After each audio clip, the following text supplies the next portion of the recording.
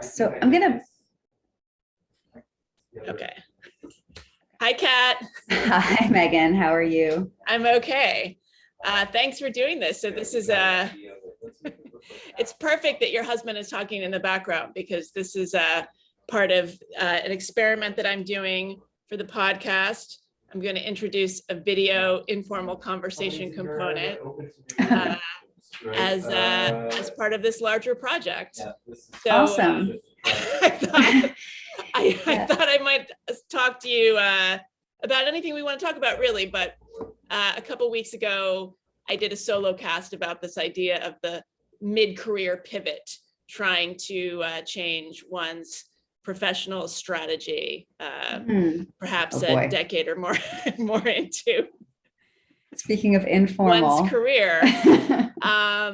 So yeah, I guess I thought I was just curious to talk with you about how you're feeling about professional life in general. You're a writer and a journalist and a podcaster and yoga instructor. Yeah. I'm keeping it diverse. Well, it's funny. I started teaching yoga a few years ago because I sort of looked around at the landscape and journalism and thought to myself, I really need to pick something else that will be like an income stream that will not that's like completely apart from writing, completely apart from making content and that kind of creative life.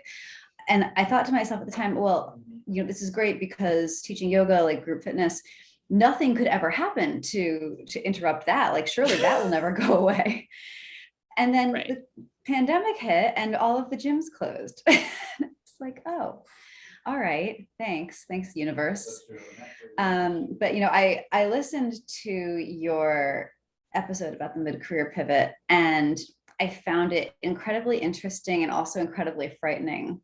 Oh, yeah. But I don't know. I sort of wonder. So I think I'm about 10 years younger than you are. You shouldn't be as frightened then. This doesn't apply to you as much, well, the frightening aspect. But I am, though, because I wonder, what is going to happen? Like, what is technology or sort of just the changing way that we consume content, our changing relationship with art and media? What's going to happen to throw a curveball at people my age, the way that the internet and social media threw a curveball at people, who were like boomers or Gen X? And I feel like I can't possibly predict it, but whatever it's going to be is probably going to be terrible and life-changing in like the worst possible way.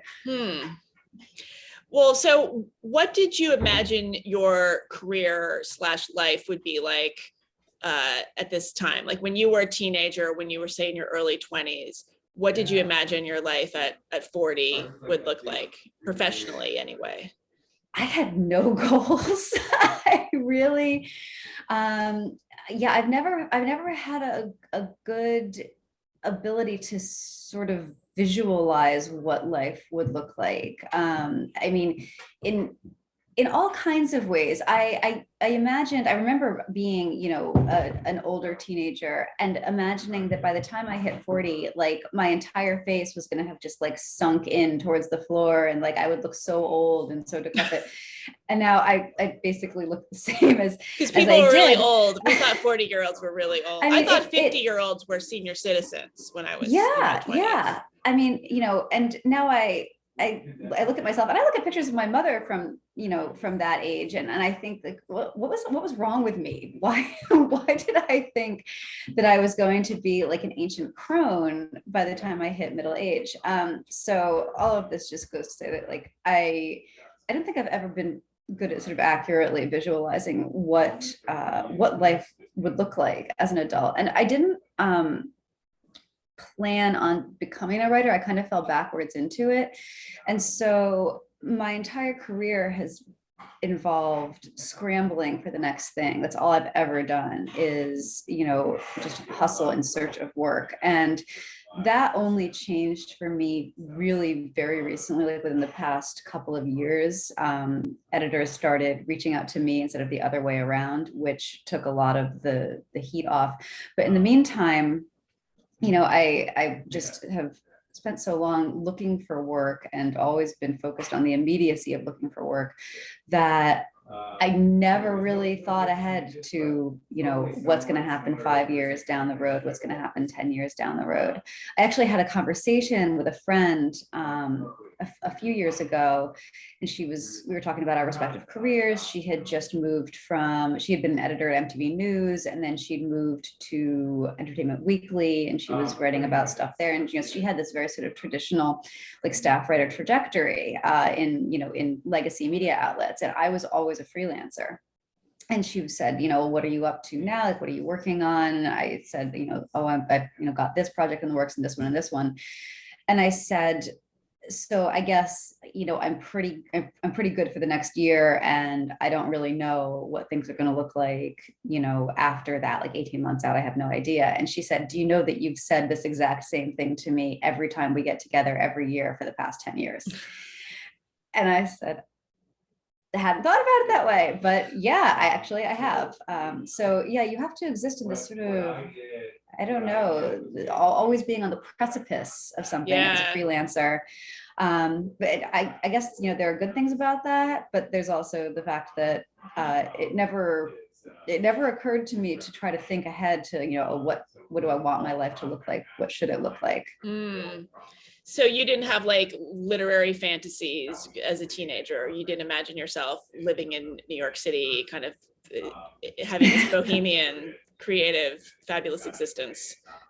I didn't. I think like the most vague, I had this very vague idea that, when I grew up, I wanted to have a job and get married. And that was it was just like, it was like the most bare bones. Just like this, very basic idea of being an independent adult. It was like, I'm going to have a husband and I'll live in a house and I'll be able to go to bed anytime I want to. And that was sort of, my idea of adulthood, which is true. I can go to bed anytime I want to. Mm-hmm. I always want to go to bed at like 10 o'clock at night, which is kind of sad.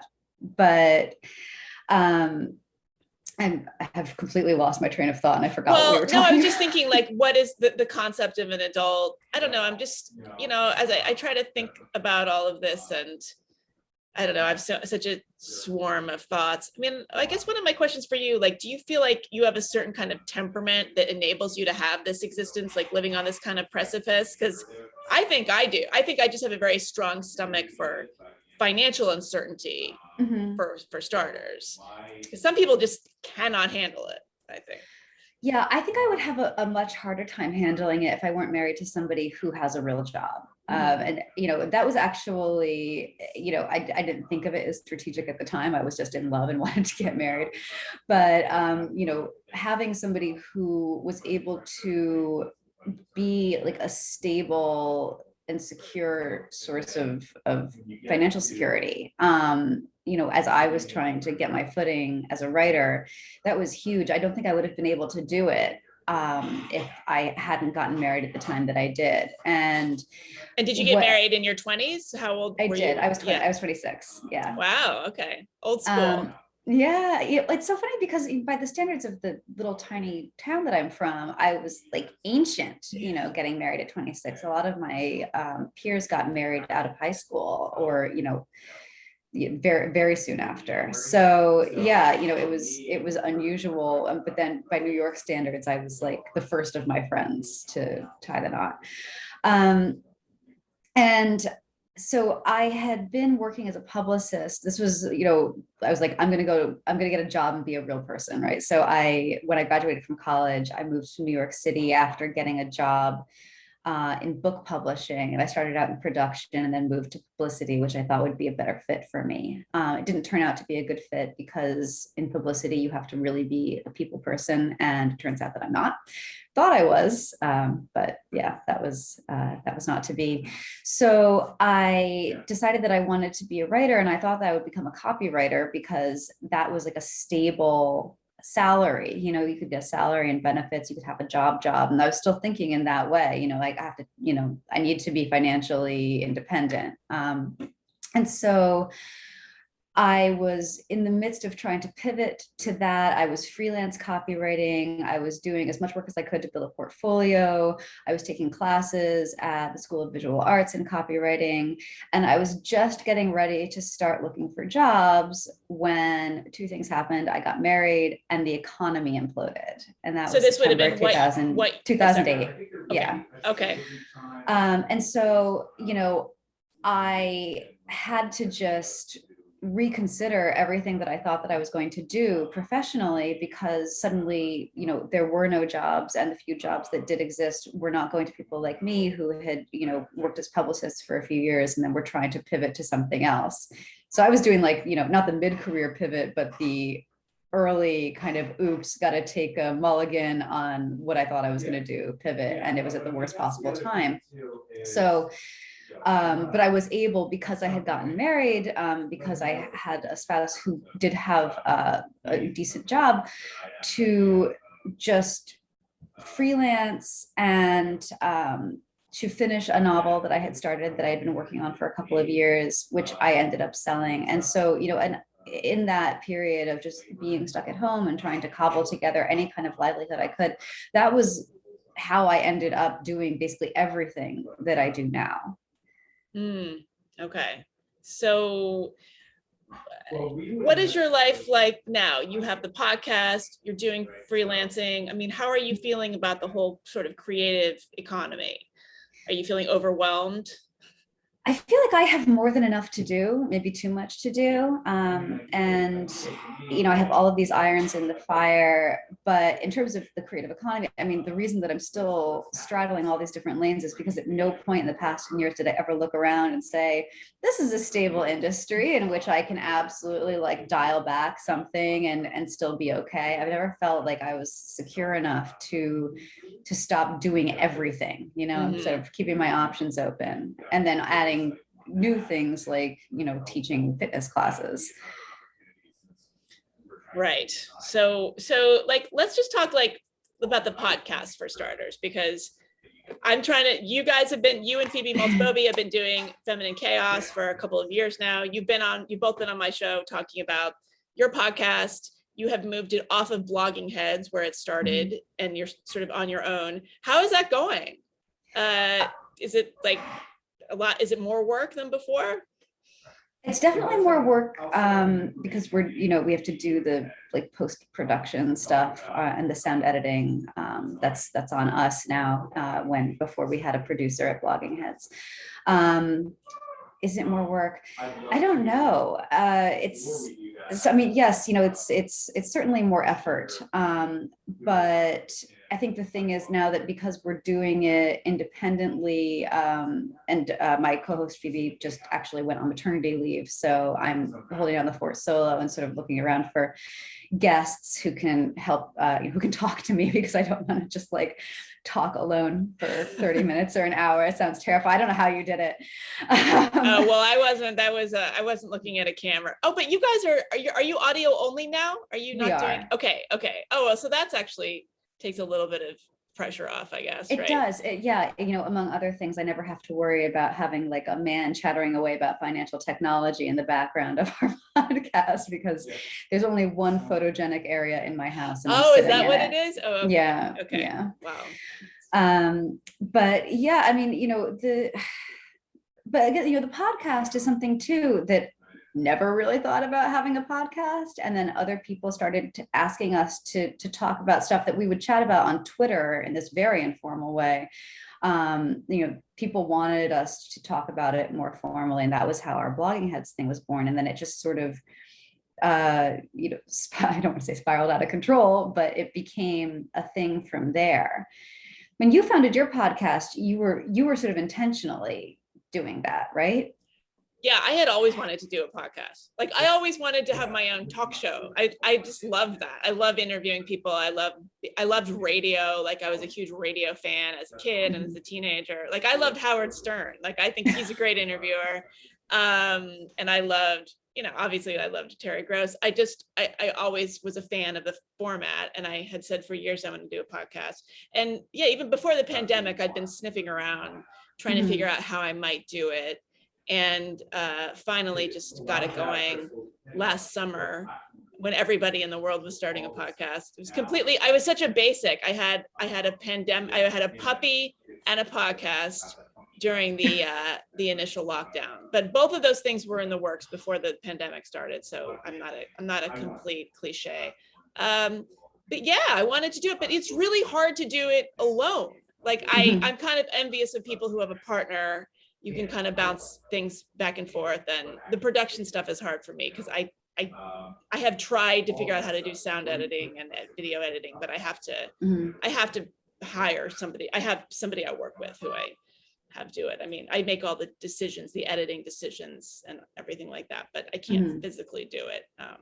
But yeah, it's been hard. And I can't remember what I was going to ask you. I mean, I guess it's like, do you feel like the culture war topics, I'm assuming that's why you guys got started. People were wanting you to talk about some of these things, especially around women's issues, gender issues, feminism, that kind of stuff. Your show is called Feminine Chaos after the Jordan Peterson. No, it's not. Oh, that's right. Sorry. It was a terrible coincidence. Wait, did we talk about this before? Yeah, how did that happen? Okay, remind me, sorry. We were talking because we are we are both sort of dissident feminists. We talk a lot about women's stuff. We've never actually had a man on the show, although that might change now that Phoebe's not here because there's only so many women out there. Yes. Yeah. So. But so we wanted something, and we were the only at the time, because we were on Blogging Heads, we were the only women-only podcast on Blogging Heads. So we wanted to kind of play that up, be like, here's girl time, but we also wanted it to sound serious. And I think I stumbled across the idea of like the chaotic feminine, as opposed to the ordered masculine, which is a Jungian, which is a word I just learned how to pronounce that. I used to think it was Jungian. Yeah, it's like a Jungian, consciousness archetype or something like that. And so that was one of the things that I threw out to Phoebe as we were sort of discussing, like, what we want to call this thing, and we both liked it. It was a good way of encapsulating, sort of the type of stuff we talk about, but also the fact that there's very little rhyme or reason to what we seize on. We talk about a certain amount of culture war stuff, but the only through line is that it tends to be stuff that affects women. And it isn't always, just sometimes, most of the time. Yeah. Do you feel like you have to hit on these culture issues all the time? Otherwise you're going to lose your audience? Like, what's the kind of mandate there? That's an interesting question. I have very little sense for, our audience is, it skews male, which is interesting. I don't know if it has more to do with the fact that we started on Blogging Heads, where I think the audience skews male, and, that we started on video, which, added a certain dimension to the podcast that, it wouldn't have otherwise had. Because men are so visual, they can't possibly listen to something.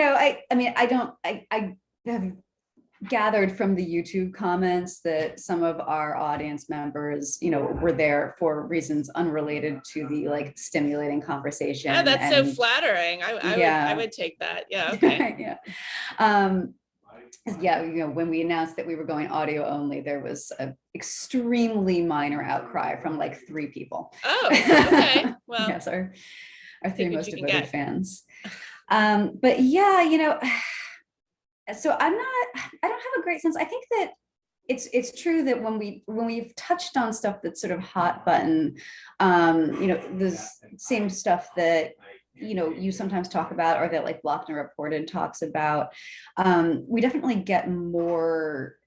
It's not eyeballs anymore, more listeners. People are interested in hearing about that stuff, and I guess maybe it's partly because there's just this hunger for, in contrast to the way the sort of like mainstream and legacy media talk about this stuff, which has gotten increasingly homogenous and increasingly shrill to a certain extent.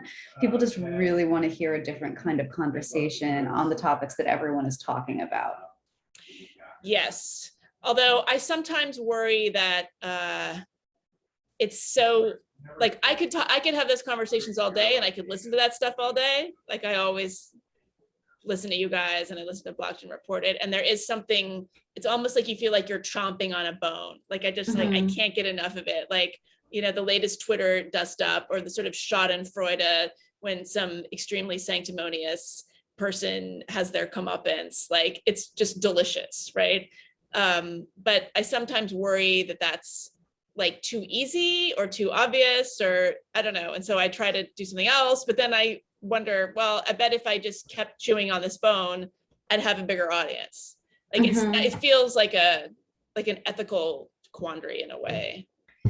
Yeah, I mean, when I really have, I never intended to become a culture writer. I started out as an entertainment journalist, and I used to write about TV and movies. And the thing that I loved most was to do these deep dive sort of reported features on something obscure, like, you know, how did they decorate this room in this particular way? Or like, how did they create the look of this character? You know, who found all like all the antique spittoons for, you know, for this thing that took place in like the 18th century. So I was much more interested in that kind of stuff. And, you know, I got into the culture and like culture war stuff as interest from, I don't even know if it was more audience interest or the interest of editors started to die off in doing real, you know, sort of reported stuff. You know, suddenly everyone wanted to talk about why something was problematic, and nobody wanted to talk about the spittoons. I still wanted to talk about the spittoons. Were the spittoons problematic in and of themselves? No, but I was always resistant to the idea of trying to pitch, you know, like I could have probably figured a way to make the spittoons problematic, and therefore, no doubt. you know, yeah. But it's such a lazy one note, like just flat way of looking at art, which is, you know, I've never wanted to be a part of that.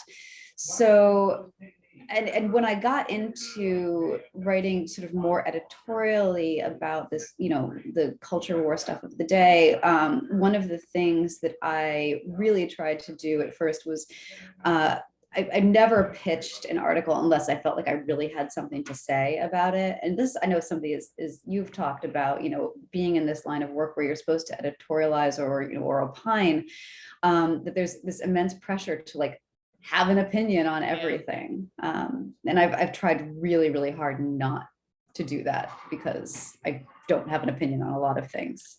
Right. And nor do many people who are charged with having an opinion every week, or think they do. Well, but you're an amazing reporter. I mean, you've done incredible long form narrative reported pieces about certain subcultures. I mean, your piece about the YA, Twitter, social justice, dust ups was phenomenal. Did you find yourself stepping into this space? I hate that word. Because you yourself had run up against these ideological enforcers in your own creative work, or were you just kind of interested in it as an outside observer? I know I was in that community. I published 2 young adult novels. My first one was in 2012 and the second was in 2014. And so, yeah, I was, you know, active on Twitter as all young adult authors are expected to be. And so I was in this really interesting position, starting around 2014, when the young adult community, I think maybe in around the same time as the Ferguson protests, got very obsessed with diversity. And that was sort of the first flush of, you know, like it was very, you know, representation matters. We need diverse books. We need diverse authors. We need more stories about non-white, non-straight, you know, non-male, well, not non-male, most books actually in the YA space were already about female characters. But you know, there was this real push to diversify. And then that was a response to something real, but then it evolved, as these things so often do, into this intense policing rather than, you know, promoting books that you know, hit all of the notes people wanted. They started policing the content of the books that already existed or the books that were coming out, trying to kind of knock people down, ostensibly to make room. So I was watching this happen, and I was watching this incredibly sensorial set of impulses take over in, you know, amongst people who were supposed to be creatives. And in late 2016, right before Trump was elected, people were already kind of losing their minds about that and the impending possibility of it. I made the mistake of observing that there was a petition circulating to pull and force edits on a book that was about to be released that had been deemed racist by some influencers in the YA community. And I noted that I found this troubling, especially coming from a community of writers. And I discovered, to my surprise, that this was no longer something that you were supposed to say out loud. It was that you found it troubling. You weren't supposed to say out loud that you found it troubling. Yeah. And you were saying this on Twitter. Where were you expressing this? Yeah, I said this on Twitter. I didn't tag anybody. I didn't mention the book in question. I wrote, like, unsettling to see a bunch of people in, like, or a bunch of writers. I don't remember exactly what the tweet said, but it was something like this. It's unsettling to see, like, many writers advocating for book banning in the name of social justice. And the response that I got to this, it was fascinating because somebody clearly was sort of watching my feed and went and tattled on me to other people, because I suddenly had this huge influx of very organized, very intense backlash.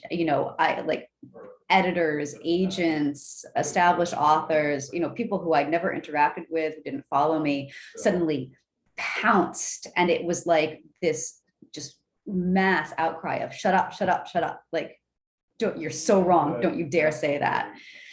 And it was really, like, it was unnerving, but as a journalist, which I already was, it was also very interesting. I was like, something is going on here. And, the more I'm that kind of person, the more you tell me to, like, not look at something or not talk about something, the more I want to kick over all the rocks and be like, look at this disgusting thing under here, So, and I did experience some kind of disturbing consequences of having said this. It identified me to people who cared a lot about this stuff as somebody who needed to basically be destroyed. And they tried pretty hard to do that in a variety of ways, which, again, was devastating in certain ways, but also very interesting. And you had a book ways. out by then. Were they trying to sabotage your book or books? Yeah, there was, I'm trying to think about this. I think that there was just, this real push to get me to stop talking. And I was not really anybody at the time. I had maybe like 1,000 followers on Twitter. So, I was like a nobody experiencing this intense campaign to kind of defenestrate me from the community, and to get me to stop talking and to stop writing, and to get people to not listen to me, from people who had enormous amounts of influence in my, personal and professional spheres. And I just want to be clear to people, in case anyone is unfamiliar with this, we're not talking about randos on Twitter or people with high follower counts that are just sort of busybodies. We're talking about actual adults in the publishing industry, agents, editors, people who work for major publishing houses, like professionals. And authors. Yeah. This was the main thing at that time. There was this sort of like a clique, basically, of a handful of authors who had all, like, very large platforms on Twitter, who would mobilize their followers to kind of push people out of the conversation, to tar and smear people who they felt were a sort of a threat to the orthodoxy. And this is what happened to me. This was the experience that got me probably the most interested in writing about what was happening in the YA community. A couple of months after I said that I found this petition to pull this book and force edits on it disturbing. This book was called The Continent.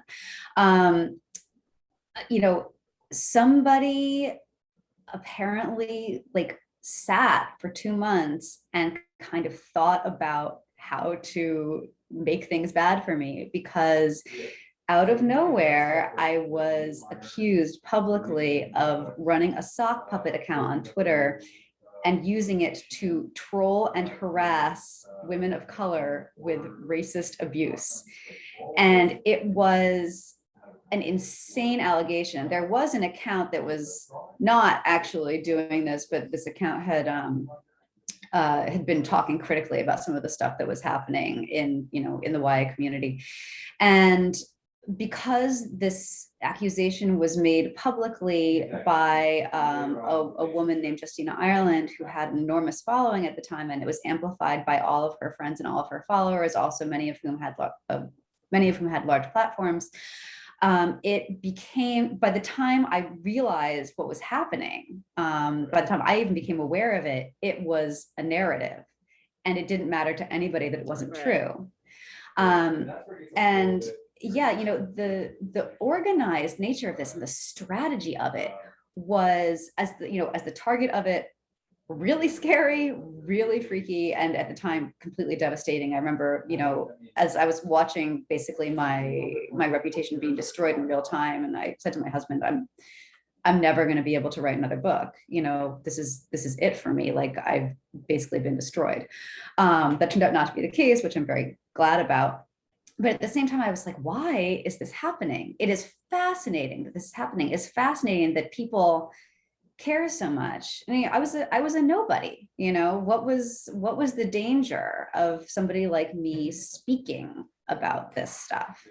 So what I found, after I started looking into that, was that there was this intense policing happening, not just in my direction, but across the board, to just try to shut down and silence anybody who didn't say the right things, or who questioned the things that were being said. And I did end up reporting on that. I talked to people who were involved in these campaigns to take down authors, who had run afoul of the sort of social justice orthodoxy. I talked to people who'd been targeted. I talked to some teen readers, just to try to get a holistic sense of what was happening. And that ended up just like blowing the door open on, for me, an entirely new part of my career. I had never done that kind of writing before, but I got to do it a whole lot after that. And it turns out a lot of people are really, really interested, like you were saying, in this kind of drama, even as petty as it is, and as much as it's a tempest in the teapot, people are fascinated by it. And I think that's because there is a sense that what's happening in YA is eventually coming down the cultural pike and is going to start hitting us, more where we live, in the mainstream. And that's exactly what happened. Oh. So like YA is a leading indicator in a way? I never thought about that. I think so. Every time there's a moral panic, over content, it always starts with somebody freaking out about what children are consuming. Oh, children. But is it or mostly teenagers? Because we don't really, do we see this in actual children's literature? A little, but bit. it's more about teens. It's, Right. Violent video games are going to turn your son into a school shooter. It's, Right. I mean, in the 90s, it was teenagers are reading books full of sex and it's going to make them want to have sex, or these books are too gay and it's going to turn your kid gay, Right. There was this enormous outcry in 2011, after somebody complained, it was Megan Cox-Gurdon at the Wall Street Journal wrote that she felt that young adult fiction had gotten too dark. And, I mean, at the time, this was like just mocked and derided. But was this a sort of the Twilight stuff, or the kind of that genre, or was it was the dystopian trend. Mm-hmm. Yeah, Hunger Games, Divergent, and the idea was that, like, these books were too dark. They were not just too violent, but they presented this like sort of nihilistic view of the world where adults had failed these teenagers, and like what was this priming teenagers to believe, and was it indulging something that shouldn't be indulged. And at the time there was this enormous backlash to Gurdon, from the YA community, from all of these authors who were like, what we're doing is important, kids need to see this darkness. Like, it doesn't mean, just because we're not writing about it doesn't mean it's not there and it's not present in their lives.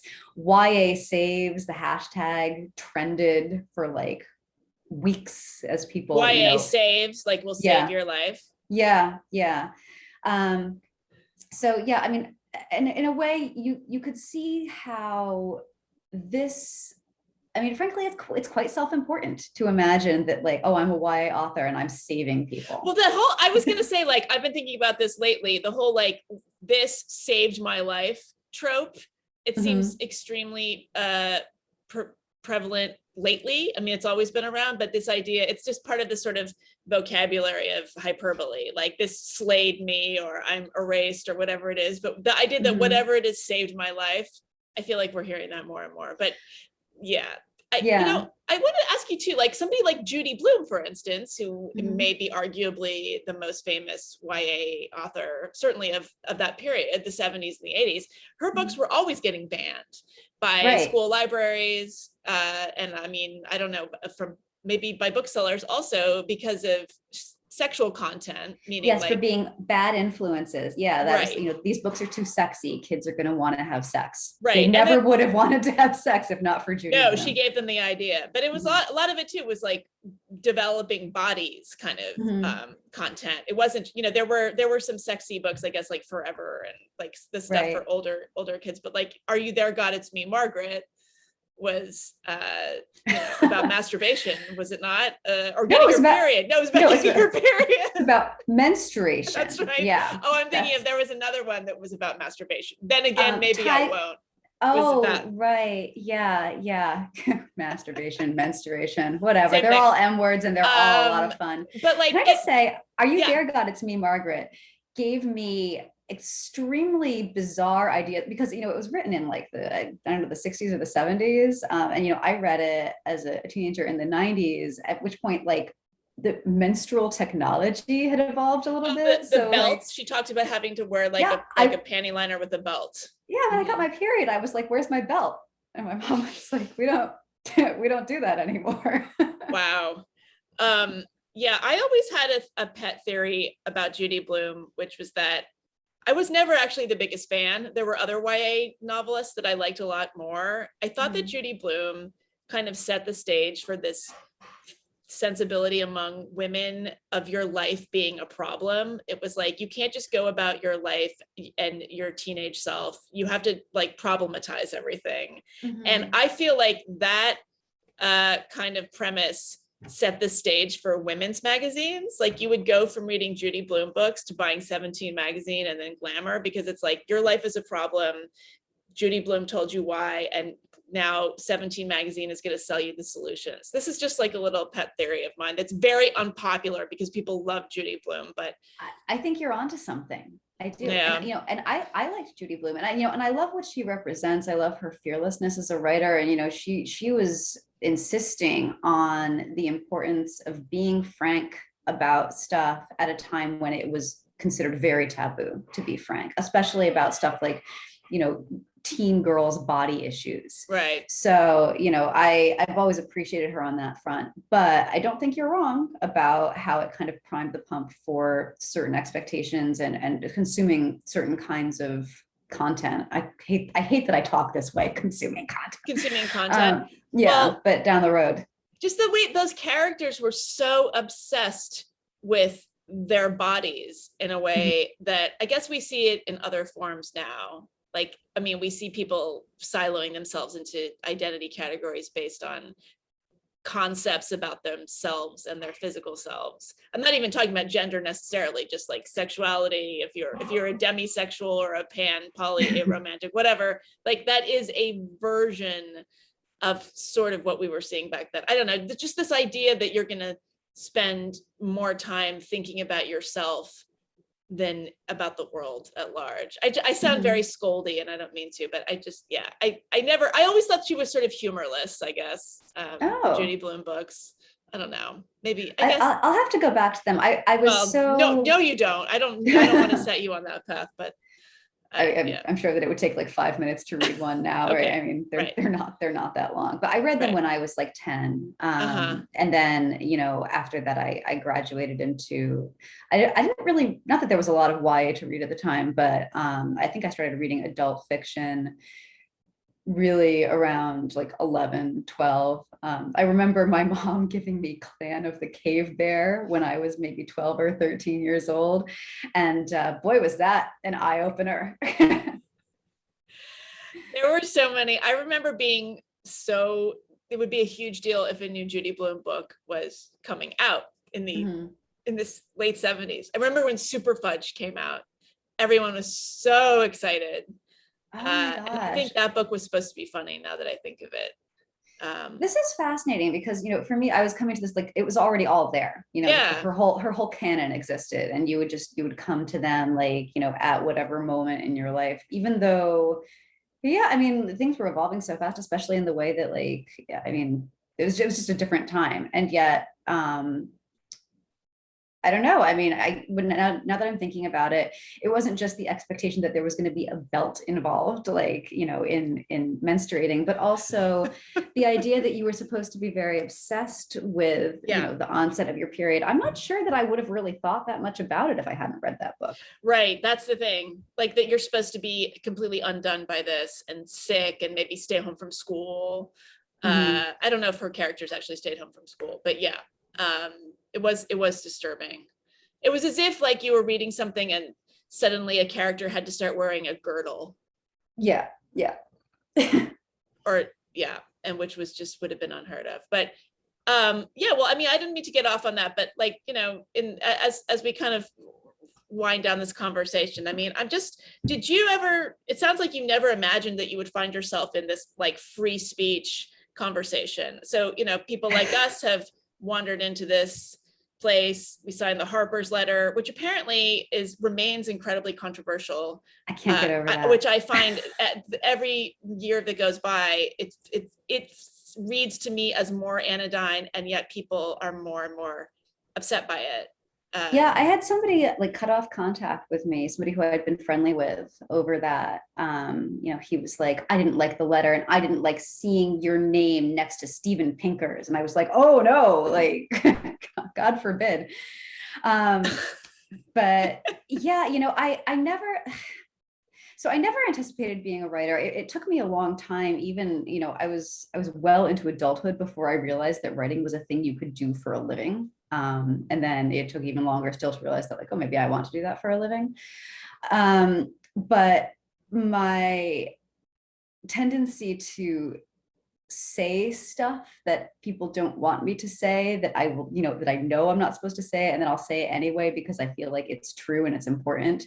That's something that has plagued me going all the way back to my teenage years. I've never been really very good at you know, not talking about stuff. And I was, you know, in the 90s when the conservative sort of, like, moral majority types were advocating to try to ban books for being too sexy, or, you know, or whatever, and, you know, yelling about how, like, Marilyn Manson was going to put Satan in your kids' heads. At the time, you know, I was very against that kind of censorship. You know, I was horrified by the notion that, like, they were going to try to censor Piss Christ at the Brooklyn Museum, all of this stuff. You know, I mean, this is something that's been a continuous thread for me since I was old enough to, you know, to understand what I valued, you know, in terms of creative, artistic sphere. So it's not a surprise to me that I still care a lot about this stuff and I still want to talk about it. What has been surprising is who my bedfellows are in that now, because I never imagined that it would, you know, people on the left would so thoroughly abandon free speech and free expression as a value. I know. People say to me, like, how could you be on that Harper's letter signatory list with, like, so and so and so and so and so and so, and I'm like, how could I not be? My God, I'm like the lowest person on the totem pole on that whole list, like Noam Chomsky and Steven Pinker and Salman Rushdie. It's like an incredible honor, for starters. Yeah, and, I think I'm lower on that totem pole than you are, but there's a handful of us who managed to clear the bar somehow. Yeah. And I mean, do you ever feel like you're just obsessing about this stuff too much? I mean, this kind of goes back to my earlier question, but, like, I feel like I constantly have to check myself. Like, am I just, you know, grinding my teeth here when I should be moving on? I find it endlessly fascinating, is the thing. But it's also maybe just too succulent to let go of. Yeah, I don't know. I mean, so every year for a couple of weeks, I go to Maine, I go camping, and I go to a place where there's no internet and no cell service, and I completely disconnect from the internet, for the entire time that I'm away. And I mean, I never miss the discourse while I'm gone. Oh, do you talk You know, about it with the people you're with when you go camping? What do you talk about as you're hiking along? um, all kinds of, I mean, it's the person that I hang out with the most on these trips is my brother. And we talk about all kinds of stuff, including, absolutely insane topics that would make no sense to even bring up here. But I mean, I do think it's important to kind of keep a foot in the offline world and to keep oneself cognizant of what actually matters to normal people. There's so much stuff that consumes my professional sphere, the two online bubble, that not only are my offline friends unaware of, but if I were to try to talk to them about it, they just would not care. It's not interesting to them. What I think is maybe potentially illuminating is that you see which of these issues that kind of consume the two online, like blue check Twitter crowd, have that ability to make the jump to be something that's interesting to normies. And one of those big things obviously is like the debate over critical race theory in schools. You have all of these parents who have become aware of this extremely online discourse that's filtered into what's being taught to their children, and that freaks them out. They're swarming school board meetings in real life, signing up by like the thousands to speak about how they object to this. And so yeah, I mean, and that's why I think it's hard to say that none of this stuff matters, that it's all just internet bullshit, because there are things about this that impact the wider world in a way that even the not very online do care about a lot. And I think it's very illuminating to look at what kind of makes that transition. um, the cultural appropriation arguments, where people are mad because somebody used like the wrong sauce, or like didn't like talk about the provenance of the sauce in their recipe. Normal people don't care about that at all. But the stuff that impacts like their lives or their families or their kids, they care about that a lot. Right, right. I guess they don't care about that until their favorite restaurant gets shut down because of boycotts. They don't care about cultural appropriation of recipes Right. until their favorite columnist, Alison Roman, gets fired from the Times. If anybody really cares, I don't know if Yeah, that's I mean, going to actually affect anybody's life. yeah, I wonder if people are even, outside like the two online sphere, if people are even aware why she stopped working at the Times. Mm-hmm. Yeah, that's a good point. So where do you imagine yourself 5 years from now? What would you like to happen with your career, with your podcast, with your writing, with anything else? Um, that's an interesting question. I really want to write more novels. I have one coming out in October. Congratulations. Thanks. The early buzz is promising, and so I'm hoping that that turns out to be like an omen of good things to come. And yeah, I do really love to play around in fictional worlds. It's more rewarding creatively to write fiction than it is to write takes. And when I think about it, I'm not sure that I would really mind just stepping back from the take economy completely if I were able to support myself. So yeah, if I can have like Stephen King's career, or even like Jennifer Weiner's career, where I'm mostly writing books and mostly writing novels, and then occasionally if something really fires me up, I put on my cultural commentator hat and write about that for a bit. That would be great. I doubt it's going to happen. I think probably the takes will just have to keep on coming. Do you feel like if you're a novelist, a fiction writer, you have to write something that could be optioned for a Netflix series? It just seems like the IP, the intellectual property mandate is sort of rules all. You can't just write a novel. You need to write a novel that can be turned into something for the screen. Yeah, I mean, that's certainly, I don't know. I mean, I do write, commercial fiction. I've never been like, a literary darling. And my new book is, we're calling it A Gone Girl for the Gig Economy. It's a thriller. Oh, good. So, yeah. And it's not YA. It's not, no, it's adult. It's adult. Okay. Yeah. I don't think I could get published in YA now if I wanted to. But that's okay. I don't really want to.